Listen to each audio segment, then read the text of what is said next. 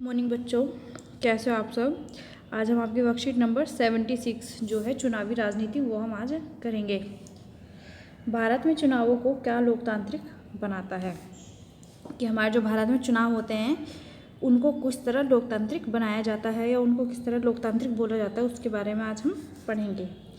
स्वतंत्र चुनाव आयोग। चुनाव आयोग क्या होता है? जो चुनाव की प्रक्रिया को सुचारू रूप से चलाता है, चाहे वो चुनाव को कोई भी प्रक्रिया हो, कि भाई चुनाव की डेट देनी है, फिर नॉमिनेशन भरवाना है, मतलब उम्मीदवारों का नामांकन भरवाना है, उनके बारे में क्वालिफिकेशन लेनी है, सब चीज़। हमारे देश में चुनाव एक स्वतंत्र और बहुत शक्तिशाली चुनाव आयोग द्वारा कराए जाते हैं। उसे उसी तरह की स्वतंत्रता प्राप्त है जो न्यायपालिका को प्राप्त होती है, कि जो चुनाव आयोग है उसको भी न्यायपालिका की तरह स्वतंत्रता आज़ादी प्राप्त है। मुख्य चुनाव आयुक्त की नियुक्ति भारत के राष्ट्रपति द्वारा की जाती है। जो चुनाव आयोग होता है उसका जो मुख्य चुनाव आयुक्त होता है उसकी भर्ती भारत के राष्ट्रपति द्वारा की जाती है। चुनाव की घोषणा से लेकर परिणामों की घोषणा तक चुनाव के संचालन और नियंत्रण के हर पहलू पर चुनाव आयोग निर्णय लेता है, कि अगर चाहे वो चुनाव की घोषणा करना हो या उसके परिणामों की घोषणा करना हो, ये सबका संचालन और जो भी नियंत्रण होता है वो चुनाव आयोग के पास ही होता है और वही डिसीजन देते हैं। यह आचार संहिता को लागू करता है और इसका उल्लंघन करने वाले किसी भी उम्मीदवार या पार्टी को दंडित करता है। लोकप्रिय भागीदारी। चुनाव में लोगों की भागीदारी को आमतौर पर मतदान के आंकड़ों से मापा जाता है, कि जो लोग हैं उन्होंने कितने लोगों ने चुनाव में अपनी भागीदारी दी है, वो हम मतदान में जो वोट डलती है उनके आंकड़ों से देख सकते हैं। मतदान उन मतदाताओं के प्रतिशत को दर्शाता है जिन्होंने वास्तव में अपना वोट डाला है, कि जो मतदान है, जो वोट डाली जाती है, वो उन वोट डालने वाले लोगों को के प्रतिशत को दर्शाता है जो अपना वोट डालकर गए हैं। भारत में मतदान या तो स्थिर रहा है या वास्तव में बढ़ गया है। भारत में गरीब, अनपढ़ और वंचित लोग और विशेषाधिकार प्राप्त वर्गों की तुलना में बड़े अनुपात में मतदान करते हैं, कि भारत में जो गरीब लोग हैं, अनपढ़ लोग हैं और वो सब लोग अमीर और जो विशेषाधिकार प्राप्त लोग हैं उनकी तुलना में ज़्यादा वोट देते हैं। यह पश्चिमी लोकतंत्र के विपरीत है। भारत में आम चुनावों को बहुत महत्व देते हैं। उन्हें लगता है कि चुनावों के माध्यम से वे राजनीतिक दलों पर अपने अनुकूल नीतियों और कार्यक्रमों को अपनाने का दबाव बना सकते हैं, कि जो भारत के लोग हैं, आम लोग, उनको लगता है कि वो चुनाव के माध्यम से जो राजनीतिक दल हैं, पार्टियां, उनके अनुकूल अपनी नीतियां और कार्यक्रम अपना सकते हैं और वो उनको दबाव भी बना सकते हैं कि वो उनके अनुकूल अपनी नीतियां चलाएं। चुनावी गतिविधियों में मतदाताओं की दिलचस्पी कुछ विशेष वर्षों में बढ़ रही है, कि अगर हम देखें कुछ सालों में, पिछले कुछ सालों में जो मतदाता हैं उनकी दिलचस्पी चुनावी गतिविधियों में बढ़ी है। चुनाव परिणाम की स्वीकृति। भारत के चुनावों के परिणाम खुद के लिए बोलते हैं।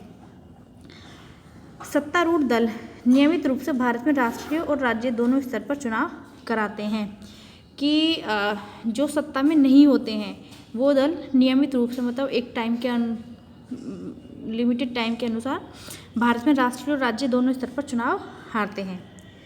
भारत में लगभग आधे मौजूद सांसद और विधायक चुनाव हार जाते हैं।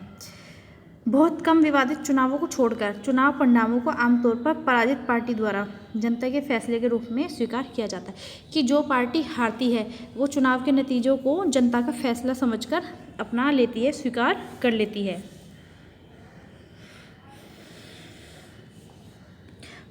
जो स्वतंत्र और निष्पक्ष चुनाव की चुनौतियाँ, कि देश में जो चुनाव कराए जाते हैं वो स्वतंत्र कराए जाते हैं, निष्पक्ष कराए जाते हैं, इसके सामने हमें क्या क्या चुनौतियाँ देखने को मिलती है।